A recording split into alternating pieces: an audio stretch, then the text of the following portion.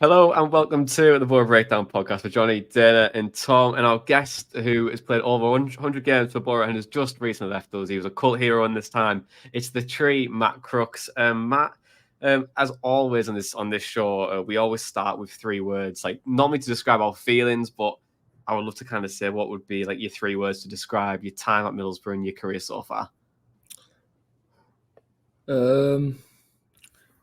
Career, I'd say proving a point. Middlesbrough. I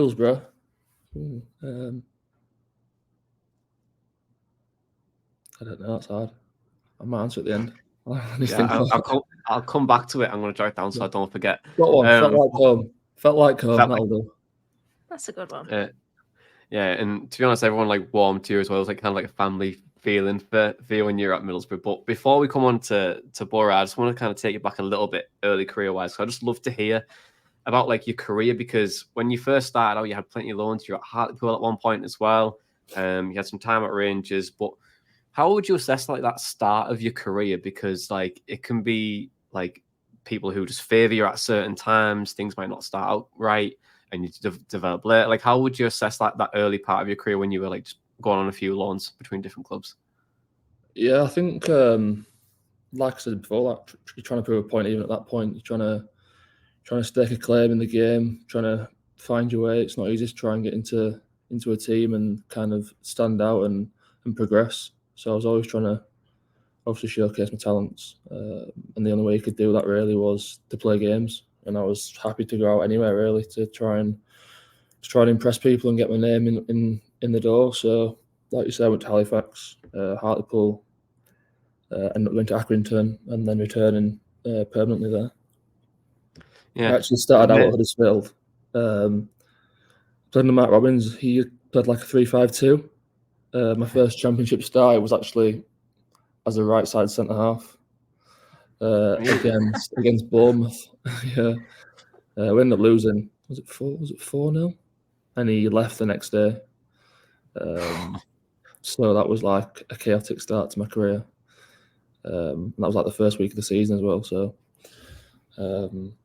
yeah, I've had like a few kind of starts and then kind of blockades in the way to try and navigate and start again. But it's worked out in the end, I guess. Yeah, it definitely is, and it definitely has worked out for you as well. But there was the time at Rangers as well where it just didn't really like seem to go to plan. How come it didn't really work out at Rangers? So I had a really good season at Accrington. Really enjoyed my football there. Kind of playing as a midfielder in a 4-2-3-1. And then I signed a pre-contract in January because obviously they're not an English club, so it's kind of like signing abroad. But then in the Feb, playing against Plymouth, I got injured. I needed an operation on my ankle. But they still wanted to go through with the signing. So I ended up going there injured for the first 3 months, I think, and then finally made my debut in like the October. I mean, it's not an excuse. I did get 3 games and didn't perform particularly well. But I kind of, that was like in the stop-start situation where it was such a good opportunity for me and it just didn't pan out the way I wanted it to. So I went on loan to Scunthorpe. Did all right there, played a few games under Graham Alexander, really enjoyed it. And then I was actually in Magaluf with a few of my mates. I was with like Dwayne Holmes, Sin was there. And have you been to Magaluf? Yeah. When I was like 18. Yeah. It was and go on the strip, you know. Yeah. There's like the place with, it's not there anymore. Well, it is there, but the bull, you know, the bull thing in Mambo's. Yeah. So I was in there watching. Was it Bradford? I think it was Bradford in like a League Two final of the playoffs. I've still got the message on my phone. Let me find it. So we had a new coach called. I found it. We had a new coach who was he Portuguese or Mexican, called Pedro Caixinha. And I was injured again, so I got injured again at Scunthorpe, so I came back from a loan early. I did my knee. I didn't need an operation, but it was still like 10 weeks, so my season got cut short. And I was in, it's 20th of May 2017, and I'm in Mambo's, and I get a text saying, "Hi Matt, it's me, Pedro, the coach. I was looking for you today at training regarding next season, but I've heard you've gone away." can I call you later on?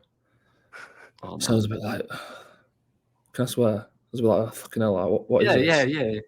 Like, what is this? So I rang him back, and he was just like, you're not in my plans for next season. I know I haven't seen you train or seen you play, but you just don't fit my style. I was like, right, okay. He says, you're free to leave. So I had like 3 years left at this point. I'd only signed in last summer. So obviously I put the phone down. I must have sank about 3 egg ones because my head is gone. I had a great day that day. And then I returned. Ended up in BCM with the wristbands. Yeah. Alex's bar, yeah. Then I went back for pre-season, and there was like a group of 4 of us who didn't like me, Harry Forrester, Rob Keane, and someone else. I came back, had like 2 days, and then on the 3rd day, he pulled into the office, and he was like, I don't want to see your face. I was like, okay. He's like, I don't want you in my side of the building. You got to eat with the under-18s, train with them, like Murray Park, the training ground. There's like 2 heights, so like a really long building, and there's like a really long corridor, and there's like doors that like separate the main first team bit to the academy bit. So the day after we had that meeting, I thought, I'm not listening to that. I'm still going to get changed in the first team room. I'll get breakfast. I went to walk through the doors, and I'm not joking. The first team coach was stood there waiting for me. He's like, no, where are you going? Go back that way. So I was eating with the 18s, training with the 18s for like 2 or 3 weeks, and then I got to a point where I was like, I've had enough. I just had to leave. So I ended up leaving permanently, where looking back, maybe it was a wrong decision. I should have maybe stayed, gone on loan, but that was a decision I made, and ended up going to Northampton. He got sacked 4 months later, maybe. Yeah, I was going to say he didn't last too long, did he? I think he had a really poor start, and then got knocked out by like some was it like semi-pro sides in the Europa League? Yeah, is that right? It was some random like Eastern European country. I can't remember what it was. Yeah, but he had a stinker. Yeah, I'm just thinking.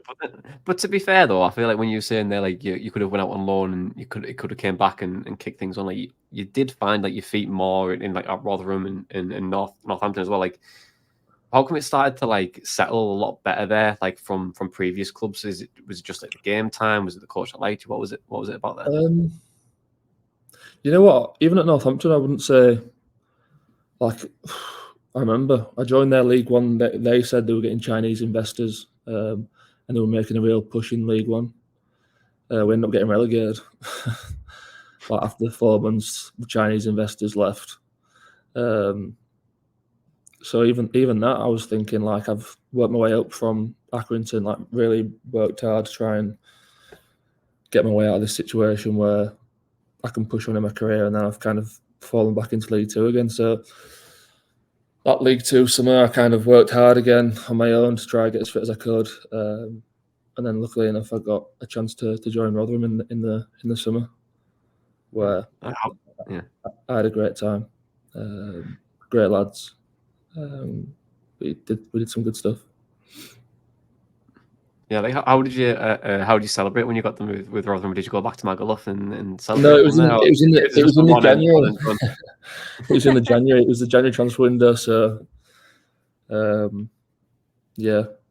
left my Elias was only just born then, so I left them straight away and kind of went up to Sheffield to live up there for a bit on my own. Yeah, and to be fair, like I don't blame you. I think you can only do it once or twice as well, to be honest, and then and that's it as well. Yeah. In terms of like the everything else off the pitch as well, I kind of want Magaluf once or twice. You what? Sorry. Did you say you can only do Magaluf once or twice? I think you can only do it once or twice. I think you got to go and like branch out to different places. You know, I feel like Magaluf is kind of like 7 years running, maybe. I love that. I love that place. It's fantastic. We are like selling like the boats and the wristbands at one point. We were working over there. No, honestly, at one point I thought I might start. It's selling the tickets when they come round. Yeah, I could have done that easy. I loved it. Yeah, man, easy. Like getting people in for like two vodkas and all day. Oh, light work. With the Corona as well going around. It's a great life. Yeah, it is a great life. I think for the summer, it's great, but then like it's too like you live for that summer in it. Like it's all you can do for it. Yeah, But I think with anything else like that, I think Magaluf, I think it's just a one or twice. But then I feel like you got to like go around like maybe the holy Napa, trinity of like Napa, like Kavos, and then maybe finishing a beta. And I enjoyed it too much, so it was kind of like, I know this is good. Like, I just want to stay here. I know what I'm getting. I don't want to go to like Kavos. Like I see Kavos on videos, it's like, no. The best thing about this is me and Tom have absolutely no idea what you two are talking about right now. We just sat there like. I don't think lads' holidays are a thing anymore. Like I speak to some of the younger lads, and they're just like, they all just want to look cool on Ibiza or something. Like no one goes to like the proper gritty places anymore. It's a shame. So you won't see Jonny Howson in Magaluf anytime soon? No, I don't think. I spoke to Jonny White before. I don't think he's ever been. He's going to be in Vegas, so I'm going to see him in Vegas this year, hopefully. Oh, see, I can see Jonny Howson in Vegas. I can't really see him in Magaluf, to be fair.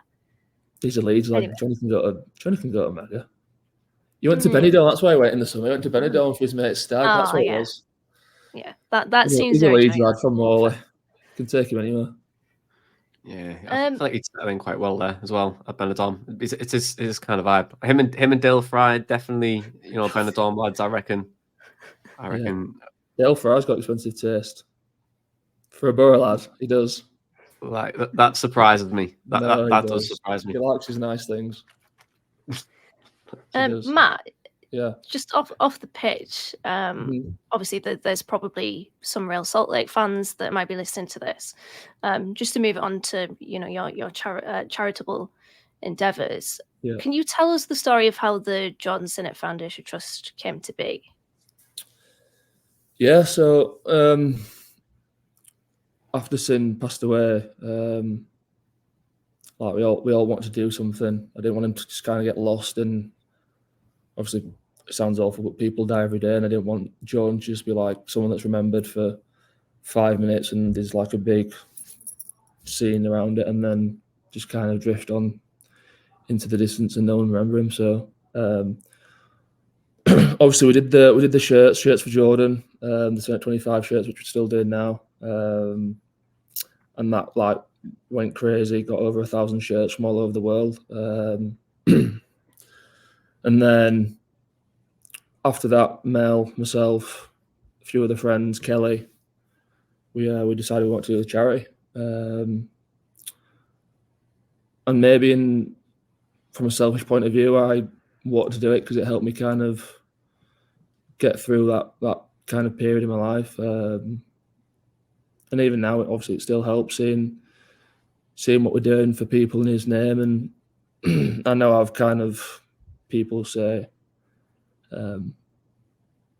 rightly or wrongly, what a nice person I am for kind of doing this charity work, but it's not really me doing it. It's kind of more Jordan and my friendship for Jordan. That's what I'm kind of honouring him rather than anything else.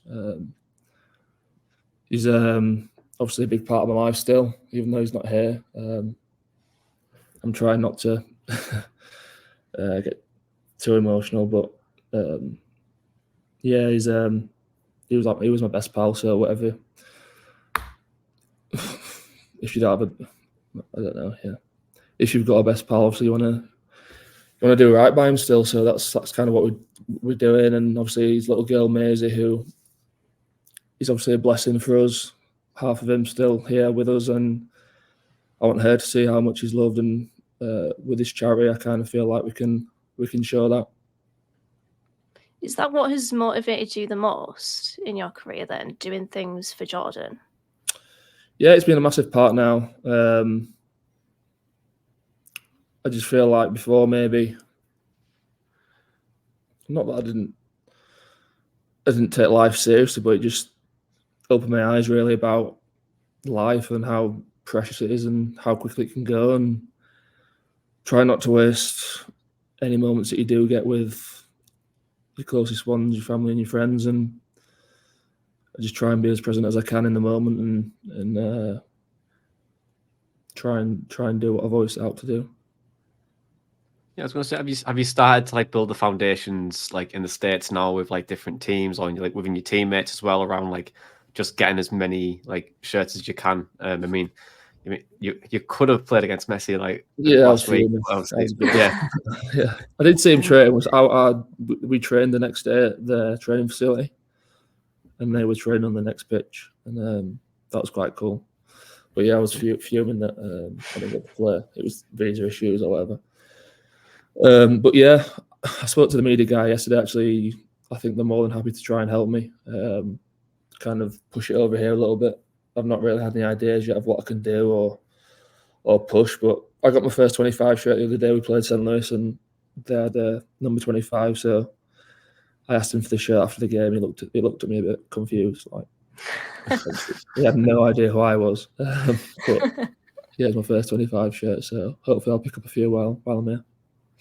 Yeah, absolutely. And look, if anyone's listening to this as well, like the charity, the John Sinnott Foundation, it's going to be actually being the link of our bio, so we'll push that as well, push it on the socials as well, just to help push it further, obviously for the for our Real Salt Lake fans who are going to be joining us today as well. But should we chat about Middlesbrough a little bit as well, because you joined under Neil Warnock, 16 games when he was there at the time, scored 3, assisted 1. How was it under Neil Warnock? I loved it. He's class, isn't he? Yeah. He's class. Last time I spoke to him was in the summer. He rang me up because he was at Huddersfield and he was asking like if I want to go on loan there.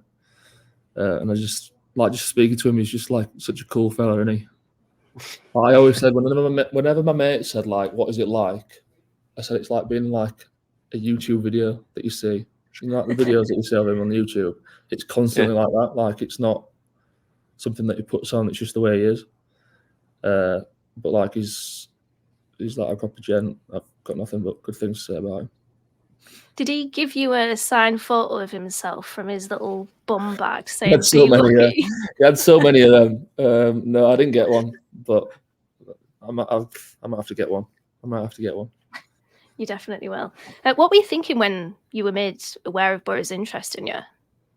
I was in Portugal. I just wanted to go straight away. It was Ipswich, Boro. Ipswich were in League One at the time, and Derby. I was actually in the hotel with Shea Given, who was like the Derby first team coach at that point, and he asked for my number while I was there, so I gave it to him. And then about 15 minutes later, Wayne Rooney rang me, and I was like, "Oh my god!" Like, at first, I didn't know if it was a wind-up or not.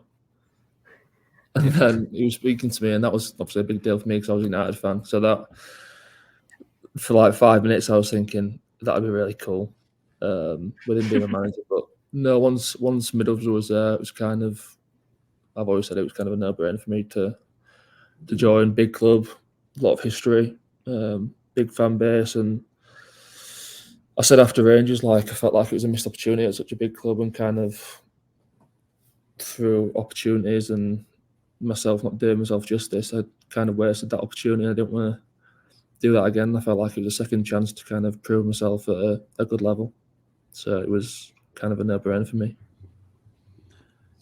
What is it about Warnock that that players and the media you think absolutely love? And I suppose he gets the tune out of a lot of players as well. How do you think he managed to do that? I don't know. It's just, I think just his outlook on life. Like, what is he, like 75 years old, and it's his enthusiasm for the games, like just like he's 30 still. It's crazy. Just and just like his general day-to-day character, like you could talk to him all day.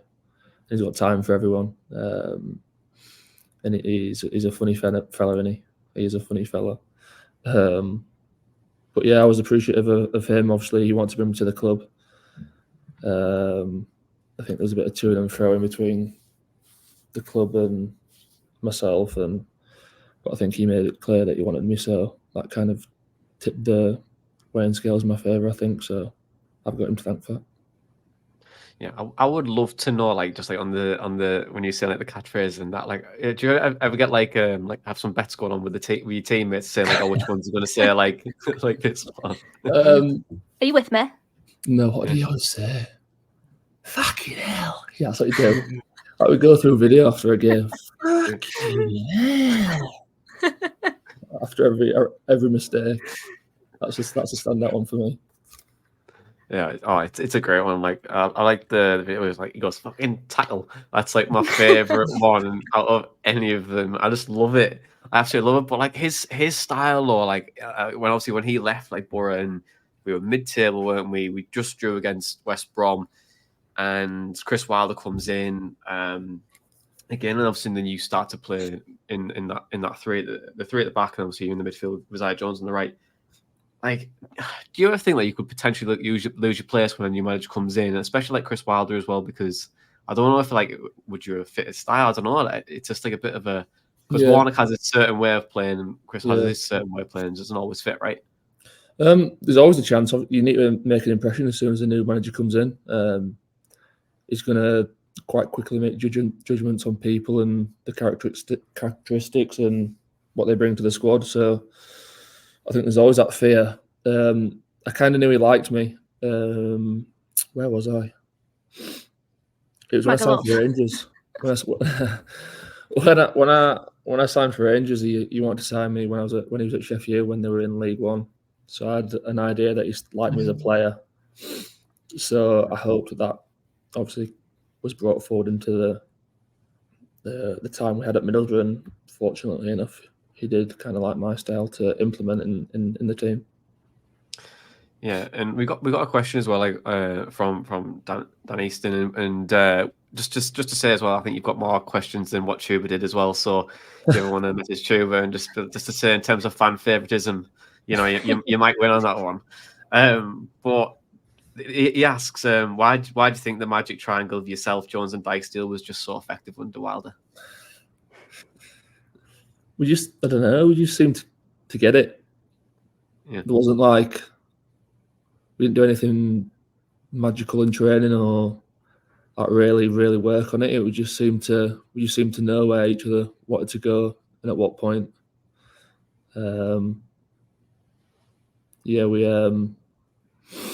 That was fun. I did really enjoy that time. It was we had a lot of nice little combinations and overlaps and stuff.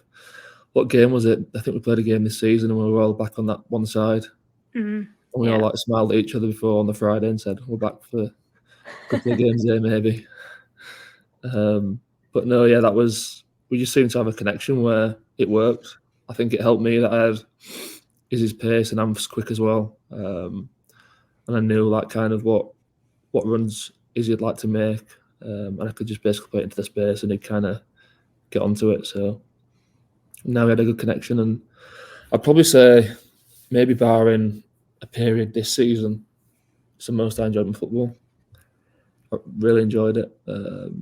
Obviously, we didn't get into the playoffs where we probably should have. But I think his style of play just kind of suited my kind of play and what I wanted to do and impose myself on the game. It was maybe a bit more expansive, which kind of helped my style, which was a bit more space and a bit more free. I want to ask you about a couple of the big moments from under Chris Wilder that season, and start off with probably quite a big one for yourself, being a United fan, Man United away in the FA Cup. How did it feel to firstly kind of step out into Old Trafford? You got 10,000 travelling Boro fans there. You're playing a team including one of the best players in the world, and then you get the goal to equalise it. Honestly, that weekend was mental. Best weekend ever.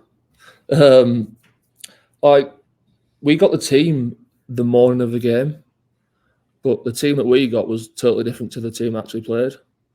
So we were told like it was a bit of a second string team, and I was a bit disappointed. Like, you want to go to Old Trafford, you want to play the big dogs. So that made it even better when the actual team came out, and it was literally everyone playing. And you're like, oh shit, here we go. But yeah, to kind of walk out Old Trafford, all my family being there, my grandma being there, I've been to so many games with, like sitting in the seats in the North Stand, my dad there, all my family, all my friends, and then to win and to score was kind of surreal. I did the pre-match press before and obviously joked about scoring and stuff, but never thought it'd be an actual possibility. It's just one of those moments, I guess, that I'll kind of hold on to forever and look back on when I'm a bit older and maybe show Elias and Theo what the dad did. But yeah, it was surreal. And then Elias had his first football session. Was it a Friday night, the game? I think it was, wasn't it?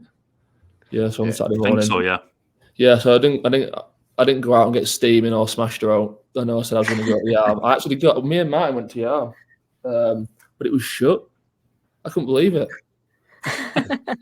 We did get that like 2, but I was like, surely they'll keep it open for us. We're just being United, but they never. Didn't you tweet something like keep Yeah. it open or something? Yeah, keep your arm open, but I think people thought I was joking, but I was being deadly serious. But yeah, everywhere was shut, so I turned around, went home, and I had like 4 dark fruits in my fridge, so I just drank them on my own at my breakfast bar and went to bed. So it wasn't as crazy as you think it might have been. And then yeah, like I said, I went to my son's first football training the following morning. So there you go. Well, I'll tell you what, Redcar was the place to be that weekend. Bit of an anecdote from my side. I was at that game. It was the day before my birthday, and I went out in Redcar the next night for it, and I had barely any voice anyway from being in that way, and that made it worse. And then there's a podcast on Sunday where I've come on talking like Sean Dyche. So thank you very much for that, because that was an amazing weekend. Yeah, I remember like the penalties. It was no one was missing, and Andros was next to me. Like we were so nervous, and then that feeling of like running to the fans, because it was like I went to run towards Lummers, and then Lummers was running past me. So then I like did 360, and I just been like screaming the whole way down, just like seeing loads of people going mental. It was class. Absolutely. Did you not think about? I think you might have said this in interviews. Did you not think about VAR? Because I remember I was in the away end as well, and I did not think that was going to stand. So it kind of robbed me of that moment a little bit. No, I'd totally forgotten. Just because all season we hadn't played with it, and it was like not something that was like mentioned before the game. So like, I'd seen it hit his hand, but I didn't really think anything of it because like I was used to playing without VAR, and I didn't realise that it was on. So. I mean, as you can tell by my celebration, I had no idea it was a rule anyway. Another special moment was to follow from that Spurs at home. Such a special night for the club. How can you kind of sum that up? In some ways, I almost enjoyed. I enjoyed that game more because we played better.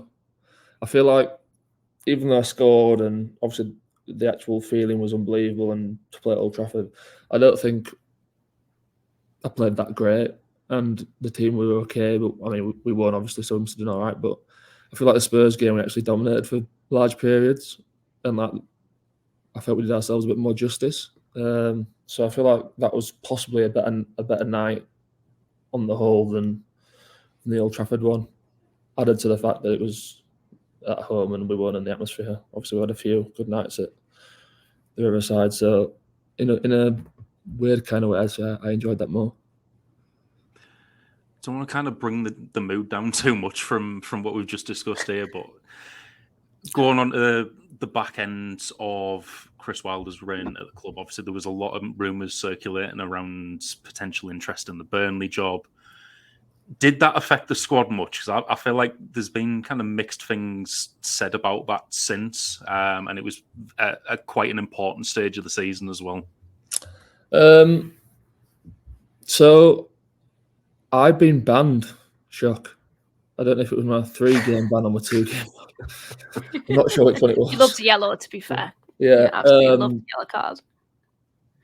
But so I'd missed all that week. I got the week off because I'd played like quite a few games. So I wasn't actually there for, was it Huddersfield? I think we played Huddersfield when it had come out.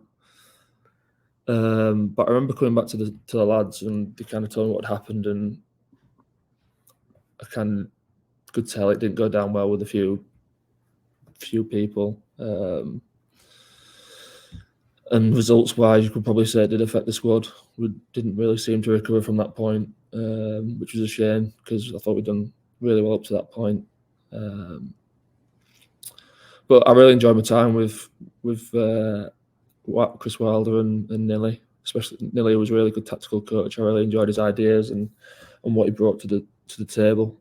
I still speak to him now as well, just to if I ever need any nuggets of advice. But yeah, maybe like I said, I wasn't actually there for that period, so I kind of missed what happened. But I can say it might have affected a couple of lads. Yeah. That's interesting to hear. I think obviously when he left, there was that little bit where Leo was the coach, and then you end up with Michael Carrick as a manager.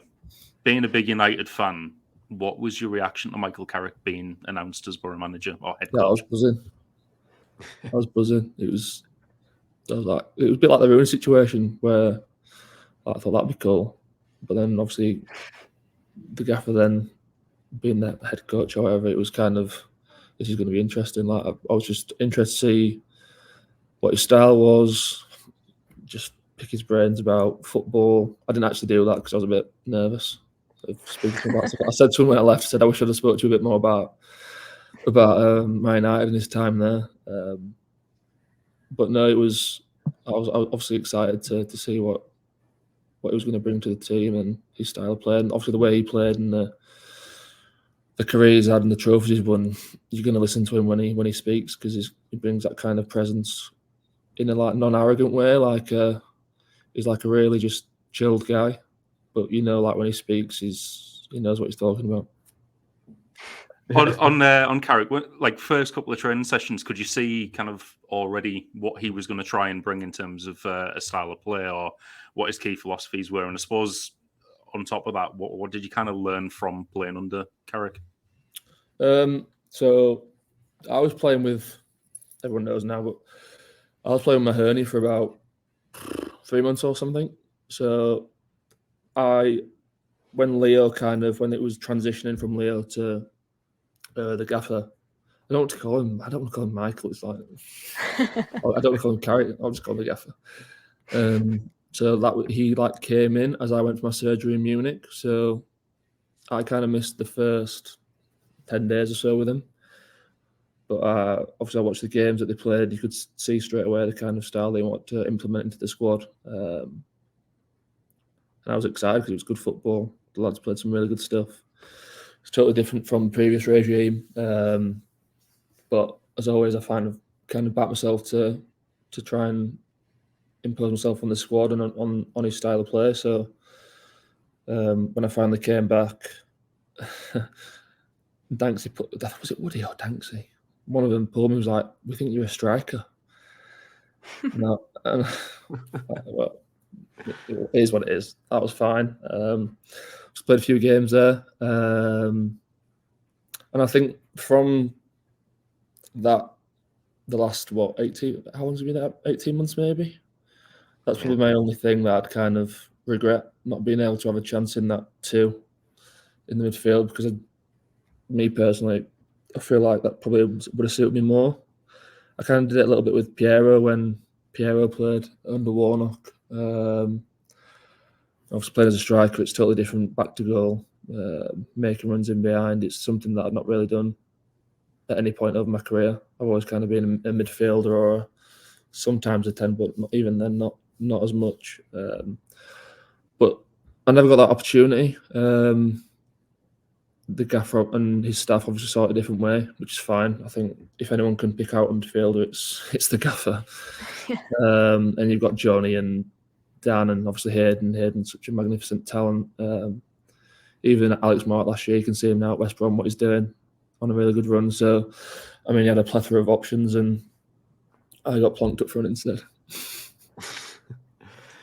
I liked it, but it worked. If at the point sticked a little bit. Yeah, I just found it. I just found it really difficult. It was just so not natural for me. Quite a few decent goals from playing up front, though. I think didn't you score against Birmingham last season away? I think that's the one 6 hours. Yeah, but I remember the first half, I didn't do anything. I did score twice, but the first half, I was like, "What am I doing?" But yeah, I still enjoyed. That's one of the things as well. I said to the gaff when I left. I said, even in that year, last year when I wasn't playing as much. I still really enjoyed it, and that's why I thought about leaving in the summer. But he always showed me a respect, and I really enjoyed training, the way we played, and I always felt like I could make a difference if I did come into the team or come off the bench. So my family was settled, and it just felt like the right thing to stay. And I think that's a big thing. If you feel settled and you feel like you're respected amongst the squad, then sometimes that takes over maybe the minutes that I was playing at times, and that made a big difference to me. You mentioned a keyword there I picked out a couple of times, how much you enjoyed aspects of last season under Carrick. Yeah. I think that's mutual with the fans as well. One of the key moments of the season, which I think everyone enjoyed, especially everyone in the away end that night, Sheffield United away. Obviously, heard stories from the Sheffield United side of things on when they went up. But what was the feeling amongst the squad after beating them away, and such a performance like that as well? So I spoke to Ollie McBurney about that, because he was saying stuff about all sorts, and I know Ollie because we were at Hartlepool together, and making a bit of a big deal out of it. Like, obviously we beat them. What were they, second? And we were third. So obviously we were celebrating the tunnel. Big game, you're going to celebrate. But I think they were just trying to cause a stir. I might have given out a few whoops and blah de blah, but there was nothing. We weren't singing like we are going up or like that. It wasn't. It wasn't that big of a deal. I think they were just trying to get a few clicks. Did you think after that game that you could, that you were almost on that 100%. sort of sense? In second, because I think they had a hard run of games as well, and I just felt like going to every game we were going to win. So you look at the fixtures and you think, well, they could lose there. We're not going to lose, so we'll just keep picking up points. And the momentum at that point was definitely with us. I thought from that point, I did think we were going to do it, but I kind of tried to keep myself mellow enough not to show too much. What do you think was the reason why Boro didn't get promoted that season then, in your opinion?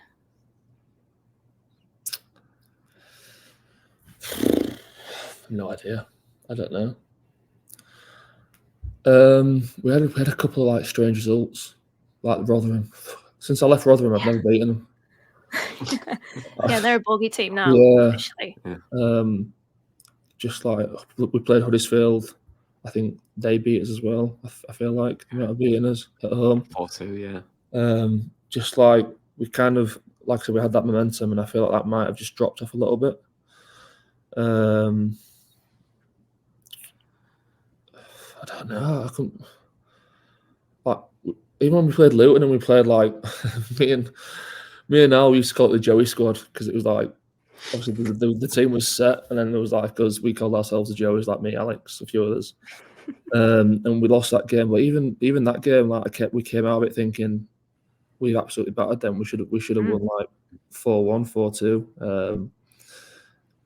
So there was never a point where we thought we haven't won a couple of games or we've drawn a couple of games and negativity about the place. We're always quite positive. And then I think playoffs, it's a lottery ticket, isn't it? It depends how you pull it off on the day. And Cov did a number on us. I couldn't put it down onto one thing. It's just, I don't know. Maybe you can tell me from an outsider's point of view, watching on. Well, it seemed like injuries hit Boro at a really bad time. Like, I remember Jonny Howson pulled up in I think it was a warm-up at Rotherham. Force got injured, 5 got injured. Yeah. I think Tuba told us that he was injured in the playoff semi-final second legs. Yeah. The injuries were probably what kind of did it for us. Yeah, you've got a point there. I forgot about Tuba. He said he felt his knee after about, I think it was 25 minutes, and he obviously wanted to play on, but he got it scanned after, and he'd done his LCL or something. So, I mean, yeah, that's true. Injuries hit us at a bad time, but like I say, Al came in and did a really good job for Jonny. I love Al. What a guy, by the way. Honestly, what a guy. We said if he's not playing at West Brom, just bring him in. He don't have to play, just team around. He was so good about the place. So funny. But yeah, that was our chance. that was such a good chance to go. Like, I don't think you'll ever get a playoffs. No disrespect to the other teams, but it looked pretty weak compared to like what you've seen in previous years. But fair play to Luton. I said all season they're not going up. There's no way they're going to go up. They can't go up, and then they did. So yeah, hats off to them, and they're doing really well again this year. So that's what it is, I guess. Out of all the players that departed in the summer, then who do you think was probably the biggest miss for Boro this season? I think you've got to say Chuba, haven't you? That many goals is ridiculous. To take that out of the team, not even that, just his general play, floating and around in areas, and even in training you could see he just had that extra bit of sharpness to drift away from players. But then you could say Cam as well. Cam was so good at like stretching teams up at the top, and he was so clinical. So but I think I've said Chuba just because of his pure output, his goals that he scored. But I don't understand why he never played before. It's bizarre. How he just seemed to come to prominence under Carrick. Yeah, how do you view that? Because as you said, he was kind of, his Boro career was fading into, I don't know, I don't want to say insignificance, but in a way, like he obviously came in and he just didn't quite do it under, well, Warnock didn't want him. He was his signing, he wasn't his signing, and then all of a sudden he has this incredible season. Like, as a teammate, how did you view that? Because it honestly felt like everything that Chuba touched turned to gold. Yeah, you could see he had talent. That was literally the first year that I started training with him. I think he was on loan the year before. Yeah, but you could see he was so talented. Obviously, he's got a pedigree of being younger, being in the England setup and Arsenal. But I think I've experienced it myself where sometimes you just don't fit and you haven't done anything particularly wrong. People just don't want you. And there's nothing you can do about that. But I think Chuba said it himself, like, the gaffer was perfect for him, the coaching staff worked for him, the style of play was perfect for him, and it was just kind of like the perfect match. Well, looking at your season this season, how do you view it? Because obviously you've played in more advanced positions, like you referenced earlier. So yeah, how do you view your season for Boro this season before you left for the MLS? Yeah, I thought I did all right.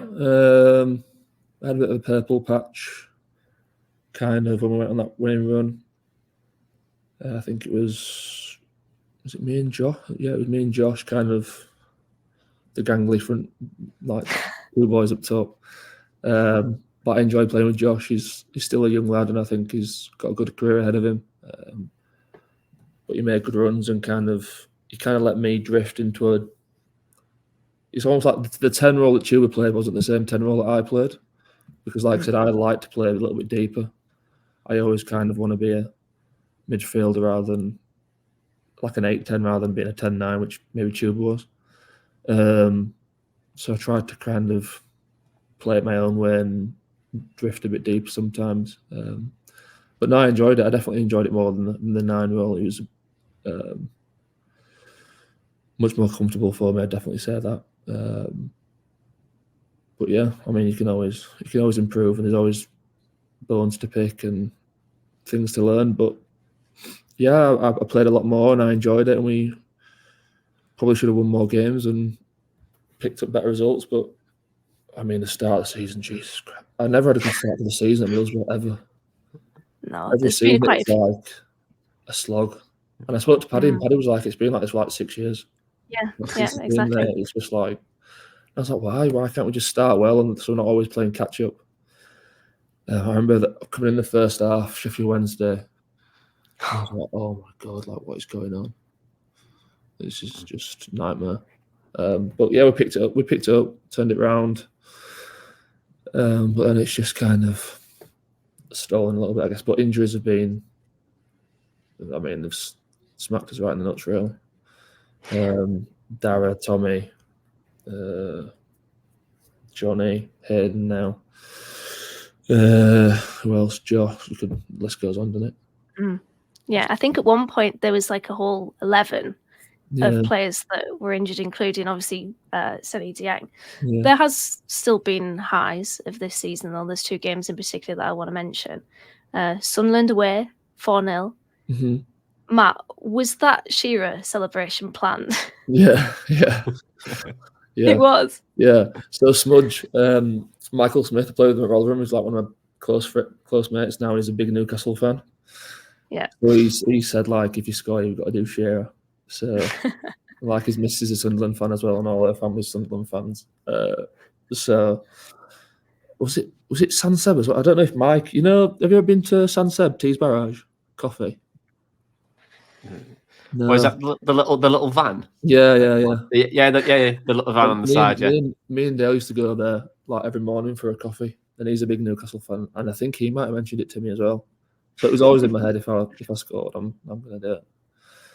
But yeah. How was that afternoon then? Because for us, God, the podcast afterwards was amazing. Yeah, it was class to go up there, and they were giving it like the big one a little bit. To go there and beat them 4-0, obviously it's special. It's a big game. Is it a derby? Are we saying it's a derby or not? I mean, we say it's not to them unless they win. So right, okay. Well, yeah, it was a derby, big game. I don't think I'd ever won there, so I wanted to go there and put on a show, and 4-0 live on Sky was pretty cool, I guess. Well, that celebration would have put you on Shithouse Island. We have a little feature on this podcast called Shithouse Island, but you were already on it, because I don't know whether you remember you went over to I think was it the Barnsley fans? Oh, and you yeah. and Tav was shushing them. You had quite a few Shithouse moments. So there's the Rotherham media guy. He so like he commentates on the games, like for what's it called? iFollow. So he does like the commentary for that. And he's a massive Barnsley fan. He texted me before the game saying that he was going to go to the game and be in the way end. So I said to him, if I score, I'm going to come over and give you some. So that was Tav just joined in because Tav's Tav and he wanted to get involved. But yeah, that's the story behind that one as well. I want to mention Tav real quickly, because you and him had such a good partnership in midfield and Wilder, and off the pitch you seem to be very good friends as well. So can you talk about Tav a little bit? I mean, I loved him on this podcast. I thought he was quite underrated. Loved little Tav. Obviously I played with his brother at Rangers, so I kind of knew him a little bit already. But no, we got on really well. I still speak to him now as well. He always sends my boys Bournemouth kits, so they're like mini Bournemouth fans. And I'll speak to him every now and then. I spoke to him this morning. He just asked me if it's lively out here. In his words, is it lively? I think he wants to come for a summer weekend maybe. But no, he's a great guy. Really good football. I'm glad to see him doing so well in the Prem. But I always told him when he was here, he hated scoring goals. He'd get in so good positions and then he'd just like sky it over. I was like, he just hates scoring. Like even in training. And he's the type that gets really frustrated as well. So I'd be saying it in training and he'd be getting fuming. I'd be like, just go, mate. You're doing everything else. Just put it in the net. But no, we'd had a few celebrations as well. We had the Spider-Man. Spider-Man, what game was that? I think it was at home, wasn't it? Stoke. It was the last game at home. Stoke at home, yeah. Because Elias he just started watching Spider-Man, so we were watching that, and then we did Derby. We did the darts one. What's the guy? Is it Matt? Peter Wright. Why did we start doing that? Wasn't there a darts competition? Yeah, I think it was the darts at the time. Yeah, so we were messing around at training doing that. So we did that, and then he had a handshake with every single player. Oh wow! Like every single player. Yeah.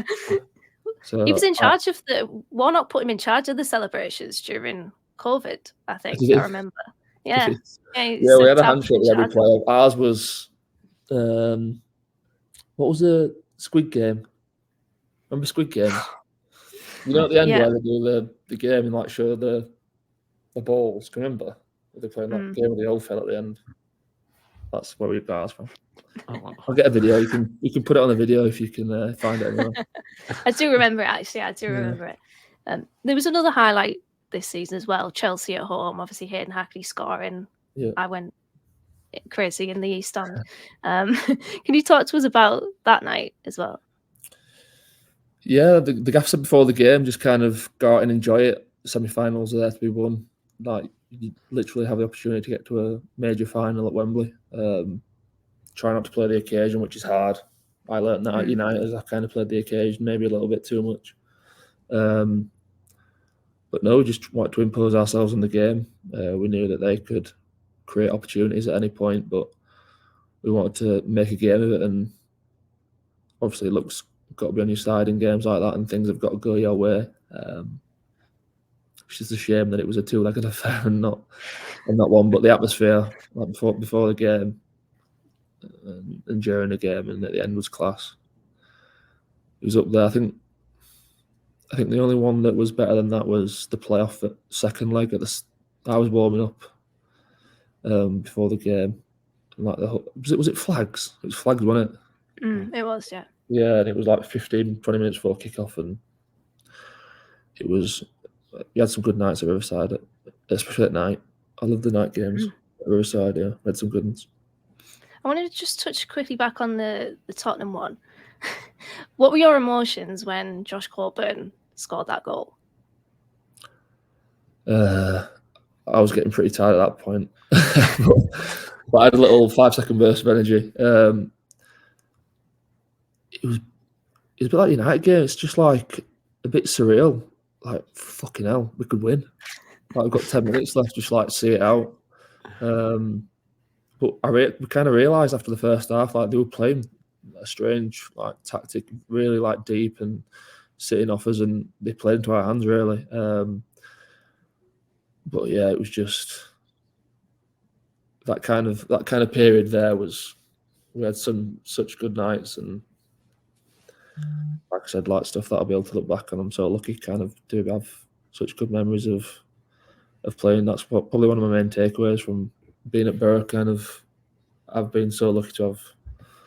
Obviously, we didn't get promoted, which is probably the main aim at any club at any stage of your career. But I managed to have some pretty magical moments, which I'm really lucky to have, I guess. I bet you're glad that Balogun jumped over that ball. Yeah. Well, I think, see on the video, I'll look real quick to see if the linesman put his flag up, because I think he might have been offside. But yeah, and then he just kind of like, I think I'm like hopping as Josh is running towards the goal. Please put it in, and then he just smashed it into the top bin, like Josh does. Yeah, and injured again, Josh as well. Has had a really difficult season, hasn't he? This year, with injuries and stuff. But everyone has to be honest. He's got such a good profile for a striker. Big lad, strong. Knows where the net is, but he's really quick as well. Like really, I think it's Izzy. Was it Alex Bangura and then Josh? I think. Oh wow! Like so, I know everyone. I knew I was going to get a strange look. It's just very deceiving. Like, yeah, I think that's normal with like the bigger lads. Bigger lads don't look as quick because the legs don't move as quickly as the smaller lads. I think that's just normal. But yeah, I think he's third. But if you look at any of his goals, if you put it into a space, more often than not, he'll look at the Chelsea game. He causes chaos because he's big, strong, and he can like run on stuff. But he's like Hayden, I think. If he develops well and keeps his feet on the ground, which he's quite a posh lad, Josh. So I think he will. Then I think he'll have a good career. He's from Sunderland, isn't he, Josh? Can't be. He's from Richmond. Richmond. Yeah. Richmond. Where? Yeah, he played for Sunderland, right?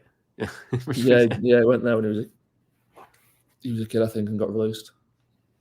I was going to say, obviously, with a Richmond shot there, who was your favourite character from Ted Lasso? What was that? Ted Lasso? Yeah. No, I only know Richmond from Coach Carter. Oh, Coach, great film as well. Great film. I did not watched it, which I was fuming about. I hope He's not watched Coach Carter. That's disgraceful. Made me feel old. Yeah, I don't even think he knew what it was. I mean, I've lost a little bit of respect for Josh Coburn there, to be honest, just for not being able to see that film. What a great film. I mean, if anything from this conversation, like, go and watch Coach Carter, like, after this. Do you know what I mean? What a great film. But I have to move on. We've got some listener questions. We'll ask you about Real Salt Lake, and then we've got some couple of final questions for you as well. We've got 4 questions. One's from Spencer, and he says, which manager did you enjoy playing under the most at Boro, and why? They've all got the pros and cons, I guess. I'd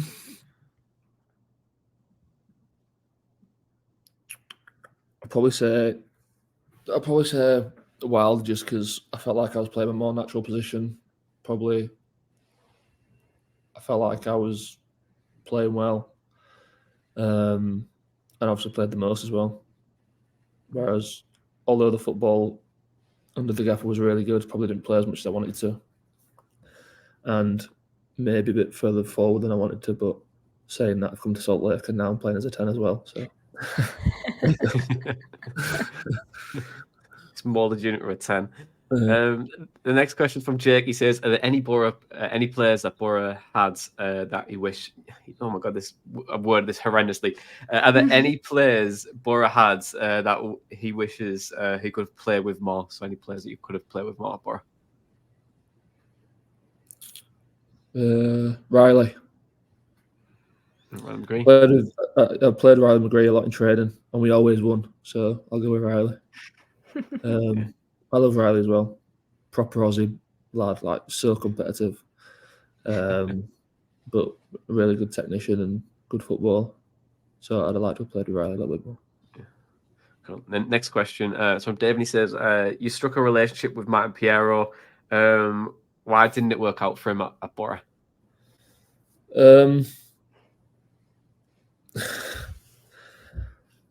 I just think initially you've got, I think he was he 22, 23-year-old Argentinian who speaks literally no English, coming to Middlesbrough and then playing under Neil Warnock, who doesn't speak any Spanish.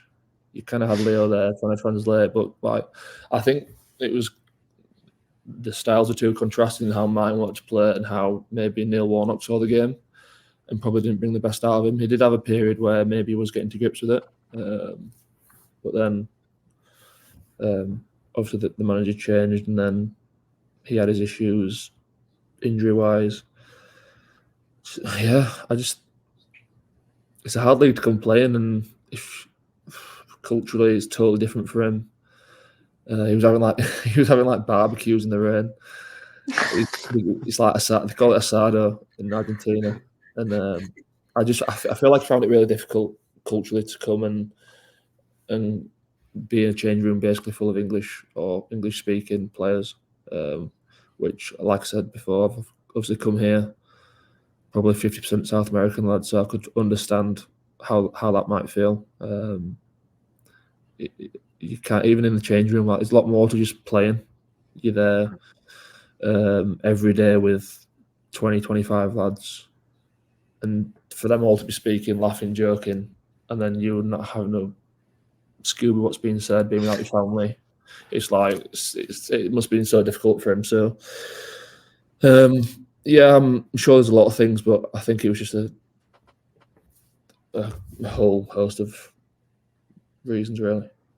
Yeah, language barrier probably being the biggest one. Yeah, with it. But he's a great player, and he's seeing the side, he's like, Jesus, massive, like ridiculous. That strongest, like he's so strong, just unbelievable.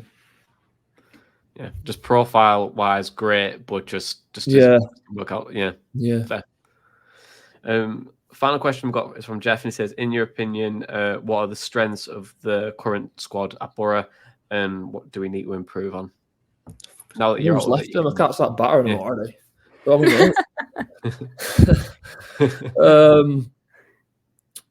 strengths. Listen, there's still very good players there, and when you've got a full strength 11, it's a good team. One that's capable of winning games. So they've shown that over the course of the season, but it is such a young squad. I think I was like the fourth oldest, and I went from like being like middle, like still feeling pretty young. Like Peltz was there, Sol was there, Tails was there, so I was like, I'm well young here. And then literally within like 3 months, I was fourth oldest, which came with its perks. I was like fine master, so I collected all the fines in for the lads for the Christmas party, and then we gave some to charity as well. But no, I think I just feel like with how young it is, sometimes obviously it's difficult with that lack of experience to kind of just see yourself through games and just that maybe. But the coaching staff know what they're doing. There's a good group there, and I think next year they might have a good push for it. Now they've got the likes of me out. Do you think what you're saying there in terms of the age of the squad, that's maybe an area where having Smith and Lenihan out from such an early point of the season maybe handicapped us a little bit this season? Yeah, it makes a massive difference. I'd probably say they're two of the loudest on the field as well, like dictating players where to go, what to do, kind of leading by example that way. Obviously, Jonny's in there, but Jonny leads in a totally different way, just by his on-field play, his demeanour about the place, the fact that he's, how old is he, 30? How old is Jonny? I think he's 36. And still playing at 36, he's playing at such high levels still. So yeah, I think we've definitely missed that kind of personality on the pitch to kind of say, right, come on, let's get to it. And listen, injuries are part of football and you've got to deal with them. But I do feel like we've been dealt a bad hand this season. It was kind of like long-termers, which can't really have any say over, or it's not like it's a muscle injury where you could kind of protect yourself. It was like real bad injuries that are like a good few months, and then the thinner the squad got, the more injuries we end up getting because lads are playing like games consecutively where they might have been rested in periods. So it was like a vicious circle, I feel, in the end. Yeah, definitely. On obviously a more positive note for yourself and your career, I just want to cover the latest move to Real Salt Lake. Mm-hmm. What was your reaction when you? It's a lovely badge, isn't it? It's lovely, yeah. And I've got a vest. Lovely shirt as well. We do not have vests in Middlesbrough. We had them for pre-season in Portugal, but not for during season. So I thought I'd bring it out for you guys. Yeah, I've got my arms out for today for you guys. You're welcome. Guns on shore, you know. Branches. Branches. What was your reaction when you first heard of the interest from Salt Lake? So initially, I wanted to explore it in the summer. So I kind of said to my agent, right, just put a few feelers out there for the summer.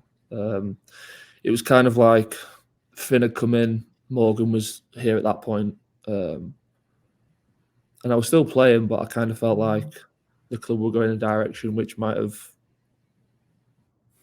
meant that I was being kind of put to the side a little bit, and I've never kind of been one to hang around if I'm not playing. So it's something that I've always wanted to explore. Obviously, I'm getting older as well. And yeah, we got two kind of clubs pretty quickly, and I was pretty surprised. I didn't expect it to come. It was pretty quick, and then it was kind of a case of, do I move 5,000 miles across the sea to America to go play? And I've always wanted to do it. Before I signed professional at 17, if I wasn't going to do that, I was going to do like a college scholarship. That was kind of my plan. So it's always been an aim of mine to kind of go over to America and play. It's something that's really excited me. But having 2 kids and a missus, you can't just make the selfish decision of, right, I'm just going to go to America. Obviously, I had to speak to her, and after discussions, we thought it'd be a stupid opportunity to turn down, and yeah, I'm really excited. I've done a lot of traveling the last 2 weeks. I came over, flew here, flew to California for training for 3 days, flew back to Salt Lake, and then I need to sort my visa out. So then I went to Seattle, and then to London, then to Miami for the game, which I missed, then back to Salt Lake, then to St. Louis for a game, back to Salt Lake. So yeah, there's been a lot of traveling, a lot of time zones. So I'm pretty shattered at the minute, but I'm excited for it. Like I said, it's something that I've always wanted to do. The World Cup coming in here in a couple of years as well. So there's like Copa America as well this year here. So it's just a totally different life as well from family. It's got the best snow in the world, apparently, Salt Lake. Oh, wow. So I can't ski or snowboard, but I feel like it's just a cool outdoorsy opportunity for my kids, like just to experience something totally different. And I mean, 3 years at 30 years old at my age I wouldn't have got that in England. So that was obviously another big factor for me. But yeah, the lifestyle, and like I said to you before, we only get one life, I guess, and I've learned that the hard way. And when this came along, I know I wanted to do it, and as long as I had the blessing off Ash and the kids, and it's one we were going to do, and here I am now. Yeah, you can just like sense from like how you're talking now. It just feels like such a good move for you, and like and for your family, and like you feel like, I know you've done like a lot of traveling as well, but you just seem like quite settled and really content with the decision that you've made. It's like, how different is it, like footballing wise as well? Like obviously new country, different styles, different types of players. How are you settling? I know you've only played a few minutes so far, but is there anything you can kind of see that's a little bit different? Yeah, like I said, I've only played 30 minutes of proper football. So I don't want to call it too early. I feel like you might get a bit more time and space, and I don't know if it was for Boro, a lot of teams sat in, so it was so hard to find space all the time. So it might be more that factor. But yeah, it's weird because of the salary cap here. You've got players that like have come fresh out of college, and then you've got like Messi who's on $50 million a year or whatever. So I think there's a massive like range of player. But no, this like the training ground's unbelievable. It's massive. It's a beautiful place. Like, there's mountains everywhere. It's pretty cold at the minute, but it's supposed to get warmer in the summer, so I'm looking forward to that. But like I said, there's a massive South American contingent down here, so I'm hoping that I can get back in with Georgina, my Spanish teacher. Time zones, it might be a bit difficult, but I'd like to be able to converse with not just the American guys. I'd like to speak to the Spanish lads and get to know them too. So I'm just looking forward to my family getting here now and settling down properly. Yeah, and to be fair, you don't really want to ask your teammates like different Spanish words because like they probably will rinse you or tell you something. Yeah, it's not true. Yeah, that's always a difficult one. But I was going to say a final question on just the Salt Lake side of things. But is there any like goals or ambitions that you've got over there? Maybe win an MLS Cup, maybe, or is there any like personal goals that you've got? Yeah, I want to win. I want to win something. I've not really won anything in my career. Like I've been promoted, but that was like COVID promotion. So does it count? Probably not. I mean, I've got the medal, so yeah. I mean, I can pretend if I want to. Like I've had a couple of individual accolades, like Team of the Years and stuff, League One, League Two, but I want to win something. Like that's why I was devoted a Chelsea game. I was just like, we could have made it a bit more of a game, and like just had the opportunity. Yeah, so I'd probably say winning the MLS Cup. They've got a Leagues Cup here as well, which is teams from America and Mexico, so that'd be cool. Playing Mexican teams, that's something obviously again totally different. That's another thing about coming here. Like I don't know any of the players. It got to a point in the champ where I'm playing against the same players week in, week out. I don't know what they're all about. Whereas here, it's completely new styles. So that's another aspect that I'm looking forward to. But yeah, personal, I don't know, just enjoy my football, play as well as I can. That's it really. I've not really set myself any targets. What will be, will be. Just finishing questions here. You've had so many great moments at Boro. We mentioned a couple of them earlier. What was your favourite of that time?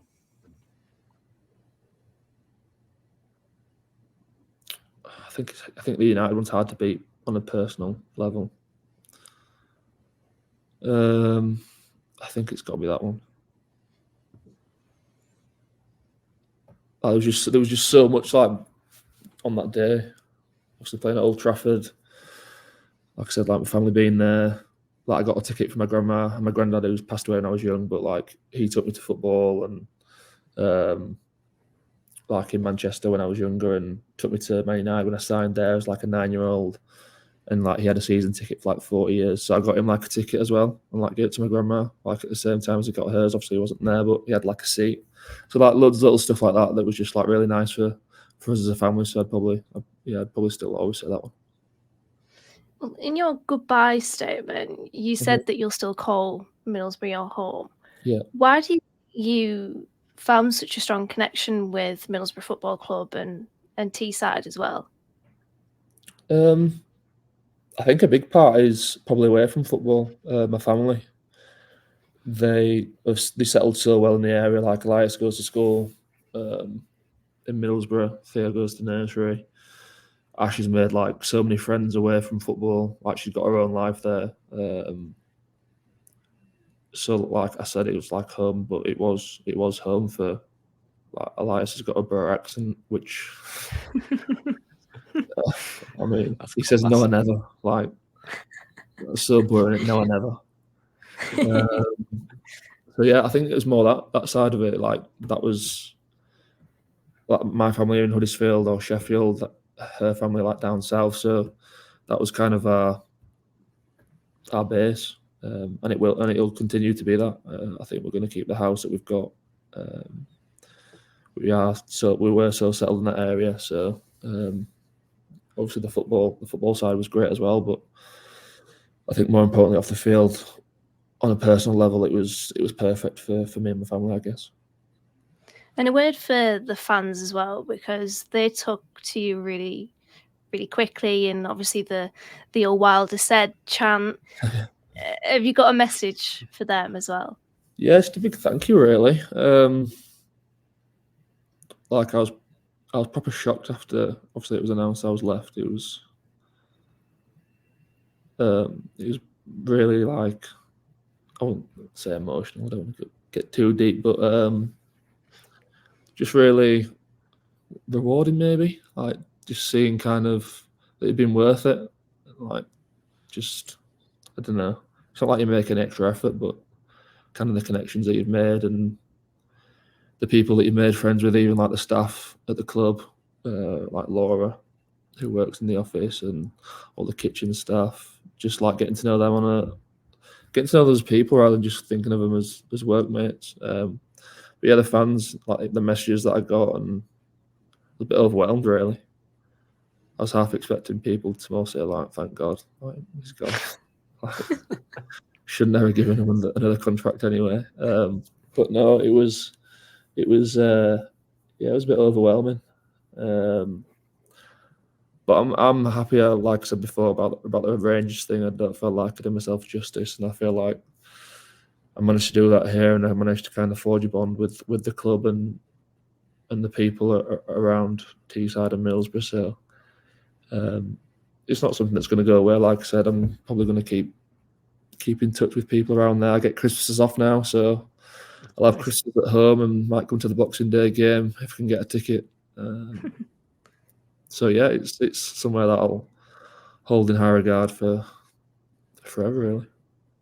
And the "All Wilder said" chant, you gotta love that, haven't you? It was great, wasn't it? It was great. I don't know who you swap out now for me. Have they changed it yet? Have they sang it yet? Nah, I think they're going to let it rest now. I think, but people were saying maybe Hayden Hackney's hair is fine. Yeah. Who do you think? Yeah, who should replace Matt Crooks? Definitely not Dan. Dan has got the worst hairline. You could see his crown. Honestly, his crown's so bad. Like, his hair's so fine here. He's like Zidane. He's going to go to Turkey in the summer, like maybe. Yeah, he needs to. He needs to. Honestly, it's so bad. He's got good hair. Hayden's is all right. I'm trying to think. Oh, Senny Diang has a strong hairline. We've mentioned this on this podcast before. It's like spray painted on, isn't it? It might be. You know what I mean? Could be. You never know. Is it actually? No. Good known. Luke Sengel, no. He's like Dan. Yeah.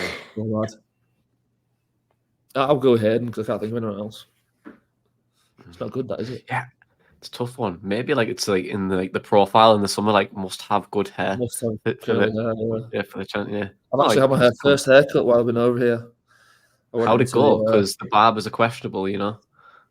It was okay. I mean, it's all right. A few bits that you can work on, but yeah, we work together. It's a learning process. I won't judge him yet, but I've got my wedding in the summer, so. Oh well, okay. Yeah, I've been fortunate enough to give me 5 days off as well. That was like a deal breaker. So I've got my wedding in the summer, and I said I don't really want to rearrange it, so they've given me 5 days off. I feel like it's a lot more chill over here. Like, imagine it was January mid-season in England, and he said, "Oh, can I miss a game and miss 4 days of trading for a wedding?" Yeah. So yeah, back to the hair. It's all right, but I don't know. I feel like it's cut out the curls a little bit, and like these bits here, it's just a bit. This is what our listeners are tuning in for. Matt sorry guys. Sorry. Yeah. To be fair, like you've got to be careful because you might just one day they just might get really angry and just shave it off. You know what I mean? I have thought about doing that. Like do the John Cena or something. You know what I mean? Yeah, I've never had like a buzz cut, so I'd love to try it. But I've got quite a big head, so I don't know if I'd look silly. We'll see. I'm sure there's some sort of like augmented reality or app where you can kind of check your hairline in different forms. Yeah, easy somewhere. Easy. Yeah. I have two. 100%. I would definitely enjoy that. We have 2 more questions for you, and we can let you go. We asked everyone these questions. The first one is: have you thought about what you're going to do post your football career? You've got 3 years left at Salt Lake, and then what are you going to do afterwards? I really, really, really, really want to open a coffee shop. Whether that's a pipe dream, I don't know, but like I've got the name and everything already. I've got the idea and in my head. What's the name? Treehouse. Oh, I love that. I love that. But it's because it's like Treehouse. It's got to be like themed on. So all the coffee's got to be like sustainable. All the coffee cups have got to be sustainable. Like going on that theme. Yeah. So there you go. I wonder if you can make like a tree blend. From a tree blend, yeah. Yeah, I like that. There you go. That or physio. I would like to stay in football maybe as well, so possibly be a physio because I feel like coaching's not for me. It's a bit too much, but I feel like as a physio, you're still kind of one of the lads. Like, that's where all the crack is. So I can still have a bit of banter on I couldn't work in an office or anything like that. It's weird. Like I've been in football since I was 17, so it's kind of like all I've known most of my adult life, and then to kind of go into something completely new, it's pretty daunting in a way. But Treehouse. I fancy a job in the ticket office like you did before, or that was sprung on me so much as well. I was supposed to be like a 2-minute video, and then I was there for like 2 hours. I loved it, but that was hard. That difficult. It's a difficult job, especially where Honestly, it's really hard. Yeah. Proper, you have to click obviously click loads of buttons, and then I don't know. It was hard. Yeah. And once if you get someone's ticket wrong and then someone needs help, it's just I was on the phone to the guy. I didn't know what he was saying. I couldn't understand him. He couldn't understand me. It was just chaos. We've got one final question for you, and it's for the players you've played with. What's your five-a-side team? We'll give you 2 subs as well. Oh, do I need a keeper? You can pick yourself as well. But go on. Sorry, what was that? I can't pick myself. Goalkeeper. You don't have to have a keeper. You don't have to have a keeper. You could just do a ringer and someone goes and takes turns. Goalie when? We call it goalie when. Oh, goalie when? Oh, wow. Okay. Well, you know what that is? Goalie when. Whoever's close to the net just goes in there. Oh, no. I just that must be a Yorkshire thing. Yeah, that is definitely a Yorkshire thing. 100%. I'll put Zach in there. Zach Steffen. Okay. He's actually my biggest enemy now. That's like a derby for us. Yeah. Is it? Yeah. Oh, so you'll play against each other soon, right? When do you play against Zach? I think it's not next. Maybe the week after next. I think. I'm not sure. So I'll have Zach in there. What a cool bloke, by the way. And his dress sense was unbelievable. He was proper cool. And he pulled off, the dangly earring with the diamonds in it. Yeah. Smart. It takes a certain man to pull that off. It's very difficult. He is that man. Nico Crenshaw. He'd definitely be in the five-a-side team. His legs are gone a little bit by the time he comes to Rangers, but in 5-0s, he was unbelievable, scandalous. So, Nico Crenshaw.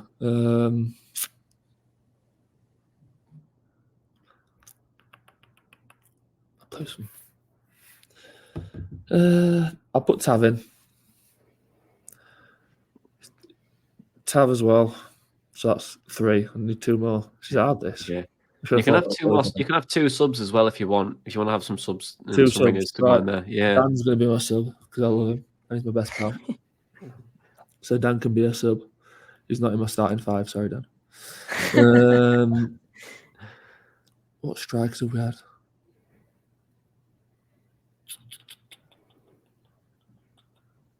I might put both Tavs in. I could have both Tavs. Mm-hmm. Yeah, both Tavs. Mm-hmm. James Tavernier as well. Rangers captain, scored a ridiculous amount of goals. Ridiculous. I feel like the striker here could be in my top 5, but I'm not playing with him enough yet. But he played for Colombia's national team, and he seems like he knows what he's doing. So, Agent Crooks in the summer. Yeah, he's a good striker. Should I put him in or not? He's a bit cringy, that, isn't it? I've only played him for half an hour. Hey, it's your call. If you want to build the relationships there now, it might be a good shout. Yeah, put Chicho in. Me and me go Chicho. Put Chicho in there. So Steffen in goal. Both Tavs, Crenshaw and Chicho. You got Ballas on the bench, but do you want one more as a sub? Or are you all good? No, we'll have more sub, won't we? This is terrible. I'm trying to think of the good players that we've had.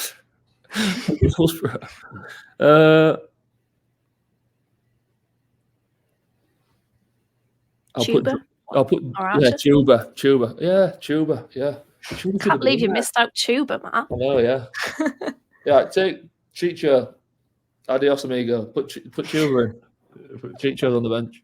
There you go. Tuba for Chicho. And then oh my god, I was messing with my head that I couldn't really say Chicho on the bench. That was killing me. But that's it, Matt. Thank you so much for joining us. I think just on behalf of us as well, I would just say it's been a bit of a bucket list to have you on. We've absolutely loved having you on this pod. And I'm not just saying that as well. We've actually loved having you on. like Dana's got like you on the top of a Christmas tree as well. Like there you go. I did cut your face out and put it on the top of a Christmas tree. I can't lie. Yeah, we made a song about you. Which you don't want to hear. And am I staying on this year, or are you going to take me down now? You know what? No, I think I'll put it on. I did replace you last year with my dad, but I think I'll put you back on. That's fair. Yeah, we do the unconventional stars on the top of the Christmas tree in the malt house. They're hard working, the stars. They never stay up. Yeah. Whenever I try it, it always just flops. It's like always the stars too heavy for the tree. Yeah. Anyway. Yeah. Thanks for coming on. This has been the Matt Crooks Boro Breakdown podcast, and that was all your Matt Crooks chatter in a podcast up the Boro. Cheers, guys, up the Boro.